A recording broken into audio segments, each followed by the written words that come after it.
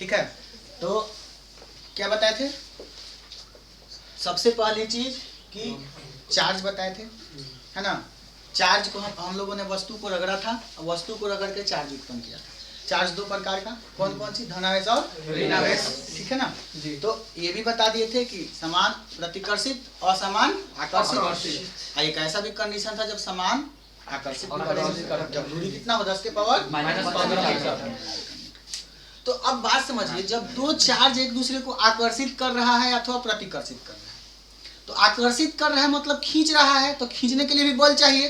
अब प्रतिकर्षित कर रहा है मतलब अपने से दूर भगा रहा है, तो दूर भगाने के लिए फोर्स उसके ऊपर अप्लाई कर रहा है। यानी दोनों कंडीशन में चार्ज के ऊपर फोर्स लगा रहा है ना जी, कोई आवेश। जैसे कि मान के चले कि हम एक आवेश है, आप भी एक आवेश है, तो अगर हम आपको खींच रहे हैं तो हम आपके ऊपर बल लगा रहे हैं कि नहीं? अगर आपको हम ढकेल रहे हैं तो आपके ऊपर बल लगा रहे हैं कि नहीं? तो हम कितना बल से खींच रहे हैं अथवा कितना बल से ढकेल रहे हैं, इस चीज की गणना करने के लिए। यानी दो अगर आवेश है तो दो आवेश एक दूसरे को आकर्षित कर रहा है अथवा प्रतिकर्षित कर रहा है ना जी। उस मान को गणना करने के लिए कौन सा नियम आता है बाबू? कूलॉम का नियम। तो आज के क्लास में हम लोग क्या देखने वाले हैं? कूलॉम का नियम देखेंगे। बेसिकली कौन सा नियम? कूलॉम का नियम। तो सबसे पहले बेटा अगर हम कूलॉम के नियम की बात करें तो कूलॉम का नियम क्या कहता है? पहले तो कूलॉम का नियम आया क्यों? तो दो या दो से अधिक आवेशों के बीच लगने वाले आकर्षण अथवा प्रतिकर्षण बलों के परिमाण को ज्ञात करने के लिए, इसका वेक्टर निरूपण भी करेंगे, सदिश निरूपण भी हम लोग करेंगे, तो उस परिमाण को ज्ञात करने के लिए हम लोग कौन से नियम का यूज करते हैं? कूलॉम का नियम कहता है कि अगर दो गो स्थिर आवेश रखा गया, स्थिर का मतलब गतिशील ना हो, है ना, कौन रेस्ट में हो, तो दो गो आवेश रखा गया है, इनको कितना दूरी पर रखा गया है बच्चा? r दूरी, कहीं कुछ ना कुछ दूरी पर रखा गया होगा। तो अगर दो आवेशों को r दूरी पर रखा गया हो तो इन दोनों के बीच कुछ बल लगेगा, तो लगने वाला जो बल होगा, वो लगने वाला जो फोर्स होगा F, है ना, लगने वाला जो बल होगा इन दोनों आवेशों के गुणनफल के समानुपाती होगा। यानी F is directly proportional to Q1 into Q2, है ना। और दूसरा कहते हैं कि इनके बीच के दूरी के वर्ग के बीच का अनुपात होगा, यानी कि F inversely proportional to R square. बोलो बात समझ में आना, है ना। यानी कि अगर हम इक्वेशन 1 और इक्वेशन 2 को लेकर चले, पहला बात क्या बताया कि इनके इन आवेशों के गुणनफल के समानुपाती लगने वाला बल और इनके बीच के दूरी, जैसे बीच की दूरी R है, तो इस R के बीच का अनुपाती होगा फोर्स, यानी F is directly proportional to Q1 into Q2 और F is inversely proportional to 1 by R square. बोलो जल्दी, समझ रहे बात को ना। अब इक्वेशन 1 में भी F, इक्वेशन 2 में भी F, तो इक्वेशन 1 और 2 से चलेंगे तो F is directly proportional to Q1 into Q2 बटा R स्क्वायर होगा। बोलो जल्दी से, Q1 into Q2 बटा कौन स्क्वायर? R स्क्वायर, है ना। अब समानुपाती का चिन्ह हटाइएगा तो बोलो F बराबर K Q1 Q2 R square हो जाएगा। जहाँ K क्या है, कौन सा नियतांक है? बोलिए जल्दी, समानुपाती। K कौन सा नियतांक? F इक्वल टू क्या? Q1 Q2 बटा K Q1 Q2 बटा R स्क्वायर, जहाँ K समानुपाती नियतांक है। समझ रहे बात ना। अब फोर्स का तो मात्रक जानबे करते हो कि न्यूटन होता है, चार्ज का मात्रक जानबे करते हो कूलॉम, का मात्रक जानबे करते हो कि मीटर होता है, तो K का मात्रक क्या होगा? तो K का मात्रक ज्ञात करने के लिए चूंकि F बराबर क्या आया है? K Q1 Q2 बटा R स्क्वायर, नीचे में 1 है, तो इसमें 1 से मल्टीप्लाई करोगे तो K Q1 Q2 हो जाएगा बराबर FR स्क्वायर हो जाएगा। तो K बराबर क्या हो जाएगा? FR स्क्वायर बटा Q1 Q2। बोलो जी सर, FR स्क्वायर बटा Q1 Q2। तो K का मात्रक क्या हो जाएगा? तो फोर्स का मात्रक क्या होता है? न्यूटन। R का मात्रक क्या होता है? बोलो मीटर। अच्छा, स्क्वायर में तो मीटर स्क्वायर हो जाएगा। चार्ज का कूलॉम, तो Coulomb into Coulomb, Coulomb square, यानी K का मात्रक क्या हुआ? न्यूटन मीटर स्क्वायर प्रति कूलॉम। अब ये नीचे से ऊपर जाएगा तो कूलॉम के पावर -2 बोल सकते हैं, न्यूटन, यानी newton metre square coulomb power -2।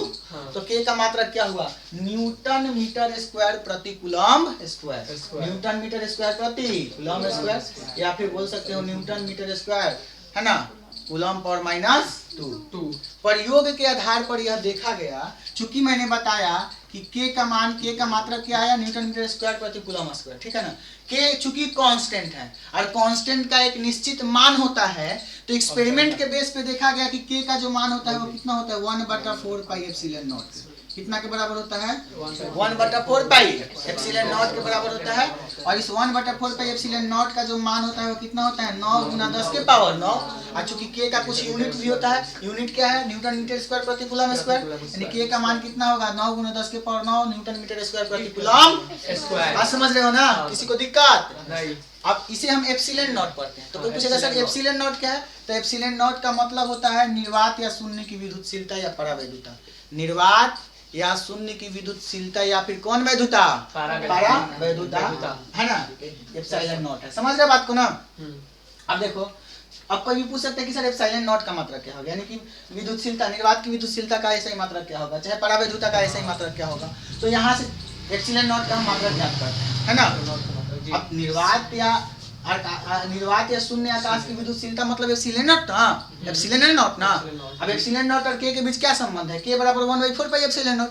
अब 1/4 पाई एप्सिलॉन नॉट का मान कितना होता है 9 × 10 के पावर न्यूटन मीटर स्क्वायर प्रति। तो इस एप्सिलॉन नॉट का भी मात्रक कुछ होगा, तो के बराबर क्या हो जाएगा 1/4 पाई एप्सिलॉन नॉट। बोलो हाँ कि ना, हाँ कि ना। अब या बताओ के का ऐसा ही मात्रक मैंने क्या बताया न्यूटन मीटर स्क्वायर बटा कूलम स्क्वायर। अब 1/4 पाई तो ये तो अंकीय मान है, कुछ ना कुछ मान है, कांस्टेंट मान है। कांस्टेंट मान का कोई मात्रक होता है क्या, बोलो कोई मात्रक होता है, नहीं होता है, यानी कि इसका कोई यूनिट नहीं होगा। Into 1/4 pi epsilon not. हम चूंकि एप्सिलॉन नॉट का मात्रक ज्ञात करना चाहते हैं, तो न्यूटन मीटर स्क्वायर बटा कूलम स्क्वायर बराबर 1/एप्सिलॉन नॉट बोल सकते हो। अब 1/एप्सिलॉन नॉट को हर से अंश में भेजोगे तो ये भी बदल जाएगा ना, यानी कूलम स्क्वायर ऊपर चला जाएगा, न्यूटन मीटर स्क्वायर नीचे चला जाएगा। यानी एप्सिलॉन नॉट का जो ऐसा ही मात्रक बेटा हुआ वो क्या होता है कूलम स्क्वायर प्रति newton metre square. Coulomb square यानी के का उल्टा, के का होता है न्यूटन मीटर स्क्वायर प्रति कूलम स्क्वायर, एप्सिलॉन नॉट का होता है कूलम स्क्वायर प्रति न्यूटन मीटर स्क्वायर। अरे बोलो बात समझ में आया, किसी को दिक्कत, किसी को दिक्कत। यानी एप्सिलॉन नॉट का मात्रक क्या हुआ कूलम स्क्वायर प्रति न्यूटन मीटर स्क्वायर या coulomb square newton inverse metre power -2। समझ रहे ना। इस एप्सिलॉन नॉट का मान आप याद रखोगे कितना होता है 8.85 × 10 के पावर -12। 8.85 × 10 के पावर उसका है। निर्वात या आकाश की विद्युतशीलता का मान कितना होता है 8.85 × 10 के पावर -12 कूलम स्क्वायर प्रति न्यूटन मीटर स्क्वायर। समझ रहे बात ना, इसके सही मात्रक भी पूछ सकता है, ठीक है ना। अब इसका हम बीमीय सूत्र की बात कर लेते हैं। कौन सूत्र, बीमीय सूत्र की बात। अब ये मान सब कैसे होता है ना, इसको मैं बताऊंगा, है ना। अब चूंकि ये बोर्ड चूंकि भर चुका है ना, तो नेक्स्ट पार्ट में मैं आपको बताऊंगा। तो एप्सिलॉन नॉट का बीमीय सूत्र क्या होगा, तो एप्सिलॉन नॉट बराबर क्या मैंने बताया कूलम स्क्वायर बटा में newton metre square, coulomb square बटा में। अब कूलम का मतलब क्यू, तो क्यू बराबर आईटी होता है, तो क्या हम इसके जगह पर आईटी लिख सकते हैं, तो आईटी का स्क्वायर हो जाएगा। और न्यूटन मतलब बल, बल का क्या होता है ml की पावर -2। और बताओ ना यार मीटर स्क्वायर का l स्क्वायर हो जाएगा, तो क्या हो जाएगा I का एम्पियर, तो एम्पियर स्क्वायर, T का T स्क्वायर, m चूंकि नीचे है तो ऊपर जाएगा तो m पावर -1, l पावर -1, और T -2 है तो T पावर 2 हो जाएगा, l स्क्वायर है तो l पावर -2 हो जाएगा, ठीक है ना। तो एप्सिलॉन नॉट का बीमीय सूत्र क्या होगा m इनवर्स l पावर -1 और -2 -3 ना, और T के पावर 2 T के power 4 ampere inverse, sorry ampere power 2। यानी कि एप्सिलॉन नॉट का बीमा क्या हो गया m inverse l power -3 T power 4 and a square. बात समझ आया ना, किसी को दिक्कत, किसी को दिक्कत, बात समझे। अरे बोलो, तो कूलॉम का नियम किस लिए आया कि दो आवेशों के बीच आकर्षण या प्रतिकर्षण बल के परिमाण को ज्ञात करने के लिए किस बल की आवश्यकता पड़ी, कूलॉम। यहाँ तक किसी को दिक्कत है तो बताइए, किसी को दिक्कत। तो नेक्स्ट क्लास, अब नेक्स्ट टॉपिक अगले क्लास में करेंगे, इतना नोट करो जल्दी से।